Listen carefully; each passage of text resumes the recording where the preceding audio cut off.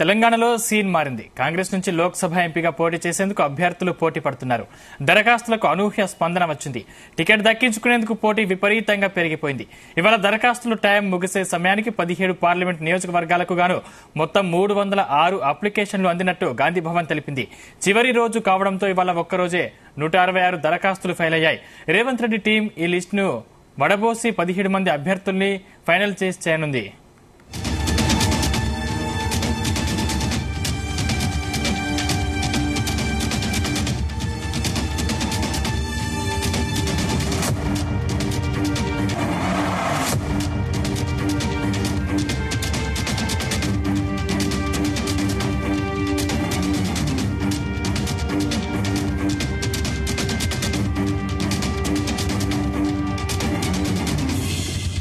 తెలంగాణలో సీన్ మారింది. కాంగ్రెస్ నుంచి లోక్సభ ఎంపీగా పోటీ చేసేందుకు అభ్యర్థులు పోటీ పడుతున్నారు. దరఖాస్తులకు అనూహ్య స్పందన వచ్చింది. టికెట్ దక్కించుకునేందుకు పోటీ విపరీతంగా పెరిగిపోయింది. ఇవాళ దరఖాస్తుల టైం ముగిసే సమయానికి 17 పార్లమెంట్ నియోజకవర్గాలకు గాను మొత్తం 306 అప్లికేషన్లు అందినట్టు గాంధీ భవన్ తెలిపింది. చివరి రోజు కావడంతో ఇవాళ ఒక్కరోజే 166 దరఖాస్తులు ఫైల్ అయ్యాయి. రేవంత్ రెడ్డి టీం ఈ లిస్టును వడపోసి 17 మంది అభ్యర్థుల్ని ఫైనలైజ్ చేయనుంది. ఇదే అంశానికి సంబంధించిన మరిన్ని డీటెయిల్స్ మా ప్రతినిధి సతీష్ అందిస్తారు. సతీష్. ఎస్ సందీప్, ఈ రోజు పార్లమెంట్ కి సంబంధించిన ఎన్నికల కోసం ఇటు గాంధీ భవన్ లో కూడా పెద్ద ఎత్తున కూడా దరఖాస్తులు రావడం జరిగింది. టోటల్ గా దాదాపుగా 17 పార్లమెంట్ నియోజకవర్గాలకు 306 దరఖాస్తులు కూడా వచ్చాయి. దాదాపుగా 4 రోజుల పాటు కూడా ఈ యొక్క దరఖాస్తులు కూడా స్వీకరించారు.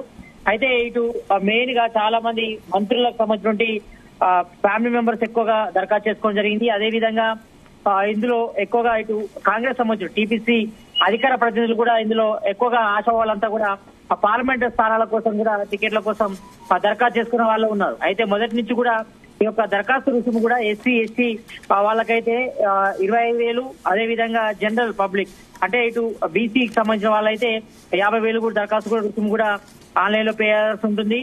దీనికి సంబంధించిన ప్రాసెస్ కూడా ఈ రోజుతో ముగిసిందని చెప్పుకోవచ్చు. కాబట్టి దాదాపుగా నిన్న ఈ రోజు రికార్డ్ స్థాయిలో ఇటు 17 పార్లమెంట్ స్థానాలకు సంబంధించి కాంగ్రెస్ ఆశావాహులు అభ్యర్థులంతా కూడా పెద్ద ఎత్తున కూడా పార్లమెంట్ స్థానాల కోసం కూడా దరఖాస్తు చేసుకోవడం జరిగింది.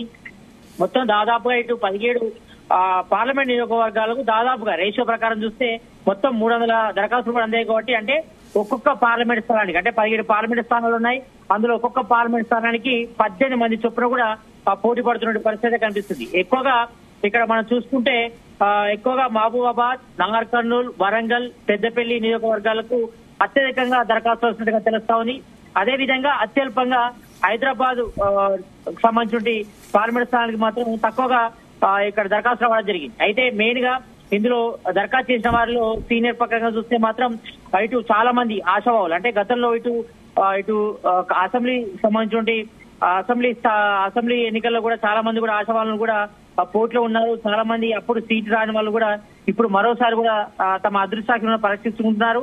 ఈ నేపథ్యంలో ఇప్పుడు కూడా వాళ్ళు దరఖాస్తు చేసుకోవడం జరిగింది.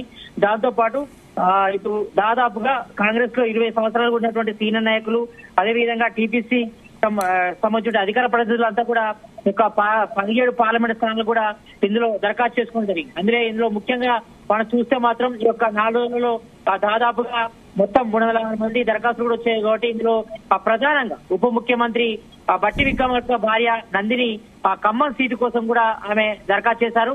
మరోవైపు ఇటు మంత్రులు పొంగులేటి శ్రీనివాసరెడ్డి సోదరు కూడా దరఖాస్తు చేయడం జరిగింది. ఇటు తుమ్మల నాగేశ్వరరావు తనయుడి పేర్లు రేసులో కూడా ఉన్నాయి. ఇటు భువనగిరి ఎంపీ టికెట్ ను తన అన్న కోసం మంత్రి కోమటిరెడ్డి వెంకటరెడ్డి లాబింగ్ కూడా చేస్తున్నారు. తన అన్న మోహన్ రెడ్డి కూడా యొక్క భువనగిరి ఎంపీ టికెట్ కోసం ఆశిస్తున్నటువంటి ఆయన కూడా దరఖాస్తు చేసుకోవడం జరిగింది. ఇక ఇటు మెదక్ సీటు కోసం ఇటు జగ్గారెడ్డి కూడా తన భార్య కోసం కూడా దరఖాస్తు చేయడం జరిగింది. ఇటు చెన్నూరు ఎమ్మెల్యే ఇటు వివేక్ వెంకటస్వామి కూడా తన తనయుడు గడ్డం వంశీకృష్ణ టికెట్ కోసం కూడా ఇటు పెద్దపల్లి లోక్సభ కూడా ఆయన దరఖాస్తు చేసుకోవడం జరిగింది. ఇటు 10 ఏళ్లు కష్టపడి పనిచేసిన వాళ్ళు చాలా మంది కూడా ఈ యొక్క పార్లమెంట్ సంబంధించిన ఎలక్షన్ బార్ లో ఉన్నారు. చాలా మంది కూడా దరఖాస్తు చేసుకోవడం జరిగింది. ఇందులో వీళ్ళతో పాటు ఇటు సినీ నిర్మాత బల్ల గణేష్, అదే విధంగా ఇటు చామల కిరణ్ కుమార్ రెడ్డి, అదేవిధంగా ఇంకా కాంగ్రెస్ సంబంధించి టీపీసీ నాయకులు, అదేవిధంగా ఇటు చాలా మంది సీనియర్ నాయకులంతా కూడా ఈ యొక్క పార్లమెంట్ ఉన్నారని చెప్పుకోవచ్చు. ప్రధానంగా ఈ యొక్క 4 రోజుల పాటు కూడా గడువిచ్చారు. గడువిచ్చిన నేపథ్యంలో చాలా మంది ఆశావాహులతో పాటు ఇటు కాంగ్రెస్ సంబంధించిన సీనియర్ నాయకులంతా కూడా తమ అదృష్టాన్ని కూడా పరిశీలించుకునేందుకు ఇటు పార్లమెంట్ సీట్ల కోసం కూడా చాలా మంది కూడా ఇప్పటికే ఢిల్లీ నేపథ్యం కూడా లాబింగ్ చేస్తున్న పరిస్థితి కనిపిస్తుంది. ప్రజెంట్ అయితే ఈ యొక్క 17 పార్లమెంటు స్థానాలకు సంబంధించిన దరఖాస్తు ప్రక్రియ అయితే ఈ రోజుతో 5 గంటల వరకే ముగిసింది.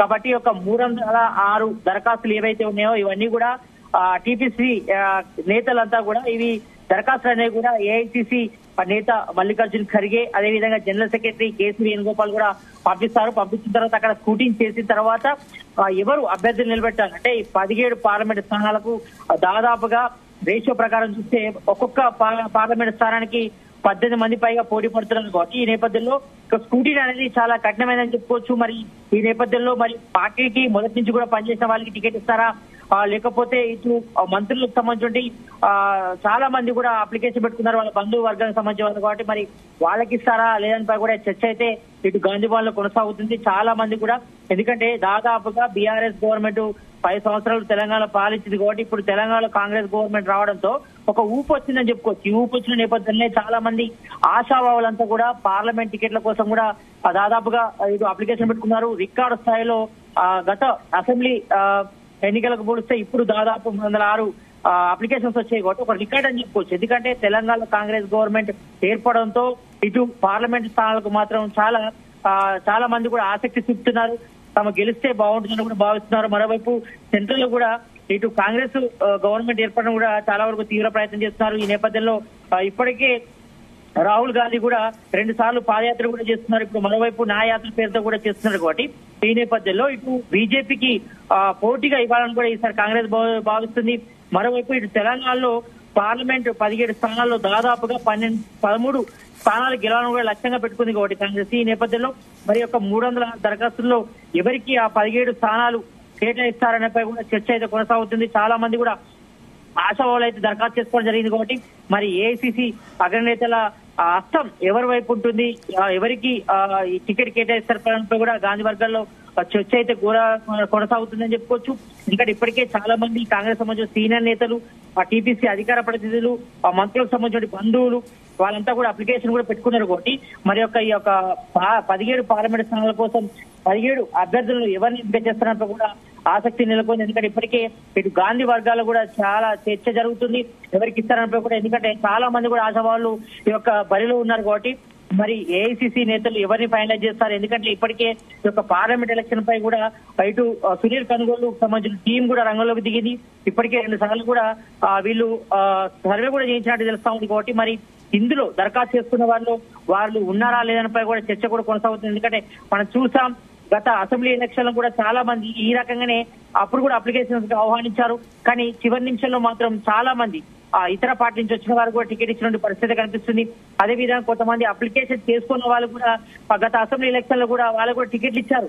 కొంతమంది గెలిచారు, కొంతమంది కూడా ఓడిపోయారు. కానీ ఈసారి దాదాపుగా ఈ యొక్క 17 పార్లమెంట్ స్థానాలకు కూడా దాదాపు 306 దరఖాస్తులు వచ్చాయి. కాబట్టి మరి ఈ 17 స్థానాలు ఎవరిని వరిస్తారు, ఎవరికి టికెట్ ఇస్తారనిపై కూడా ఆసక్తి నెలకొంది. కాబట్టి ఈ రోజుతో ఈ యొక్క పార్లమెంట్ స్థానాలకు సంబంధించి దరఖాస్తు ప్రక్రియ అయితే ప్రజెంట్ అయితే ముగిసింది. ఈ నేపథ్యంలో స్క్రూటినీ చేస్తారు.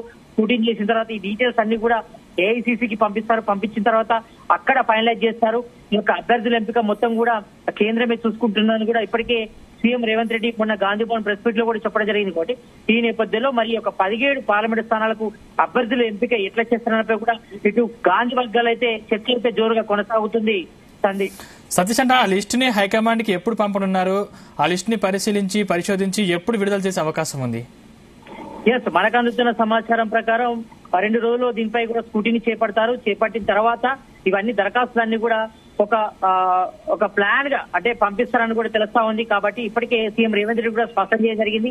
కాబట్టి 2-3 రోజుల్లో కూడా స్క్రూటినీ చేసిన తర్వాత అభ్యర్థుల యొక్క డీటెయిల్స్ అన్ని కూడా ఏఐసిసికి పంపిస్తారు. పంపించిన తర్వాత అక్కడ AICC chief Mallikarjun Kharge, general secretary KC Venugopal, Rahul Gandhi, Sonia Gandhi, వీళ్ళంతా కూడా అభ్యర్థిని ఫైనలైజ్ చేస్తారు. కాబట్టి మరో 58 రోజులు మాత్రమే పార్లమెంట్ ఎలక్షన్ల గడువు ఉన్న నేపథ్యంలో ఈలోపే అభ్యర్థులను ప్రకటిస్తే తర్వాత వాళ్ళు ఇటు నియోజకవర్గాలు కూడా ప్రచారం కూడా చేసుకుంటారు. కాబట్టి ఈ నేపథ్యంలో ఇటు బీఆర్ఎస్ గానీ మరోవైపు ఇటు బీజేపీ గానీ వాళ్ళు ప్రకటించడం కంటే అభ్యర్థులను ప్రకటించడం కంటే ముందే ఇటు కాంగ్రెస్ ఈసారి అభ్యర్థులను ప్రకటించేందుకు కూడా కసరత్తు ముమ్మరం చేసింది. కాబట్టి ఈ నేపథ్యంలో త్వరలోనే ఈ యొక్క 306 దరఖాస్తులు కూడా ఏఐసీసీకి పంపిస్తారు. పంపించిన తర్వాత అక్కడ స్క్రూటినీ జరుగుతుంది. స్క్రూటినీ జరిగిన తర్వాత ఇటు సీఎం రేవంత్ రెడ్డి అలాగే డిప్యూటీ సీఎం బట్టి విక్రమార్క దానికి సంబంధించిన సీనియర్ మంత్రులందరూ కూడా డీటెయిల్స్ వాళ్ళు ఇస్తారు. వాళ్ళ అభిప్రాయం కూడా తీసుకున్న తర్వాత ఈ యొక్క 306 సంబంధించిన దరఖాస్తులో ఎవరి ఫైనలైజ్ చేస్తున్నప్పుడు కూడా ఆసక్తి నెలకొంది. కాబట్టి మొత్తం ఏఐసీసీ మొత్తం పార్లమెంట్ సంబంధించిన 17 పార్లమెంట్ సంబంధించిన అభ్యర్థుల ఎంపిక కూడా వాళ్ళే చూసుకుంటారు. కూడా ఇప్పటికే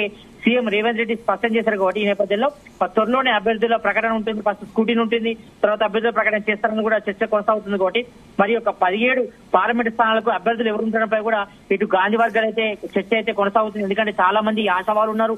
ఇప్పుడు పార్లమెంట్ స్థానాల్లో తమకు సీటు వస్తుంది, తాము గెలుస్తాం, ఈసారి తప్పకుండా గెలుస్తాం, రాహుల్ గాంధీని ప్రధానమంత్రి చేసేందుకు కూడా తాము కట్టుబడి ఉన్నామన్నది కూడా భావిస్తున్నారు. కాబట్టి ఈ నేపథ్యంలో మరి ఈ యొక్క 17 సీట్లకు ఎవరిని అభ్యర్థులుగా ప్రకటిస్తారంపై కూడా ఇటు గాంధీ వర్గాల్లో మాత్రం ఒక టెన్షన్ వాతావరణం అయితే నెలకొంది. ఎందుకంటే చాలా మంది ఆశావాళ్ళు ఉన్నారు. కాబట్టి మరి ఎవరికి టికెట్ దక్కుతుంది, ఎవరికి టికెట్ దక్కపోతుంది అనేపై కూడా చర్చ అయితే కొనసాగుతుంది. కాబట్టి ఇప్పటి వరకు అయితే చాలా మంది కూడా దరఖాస్తు చేస్తున్నారు. కాబట్టి మరి చూడాలి ఈ యొక్క 17 పార్లమెంట్ స్థానాలకు 17 మందిని ఎవరిని ఎంపిక చేస్తారంపై కూడా ఇటు గాంధీ వర్గాల్లో మాత్రం చర్చ అయితే కొనసాగుతుంది. Sandeep, thank you Satish.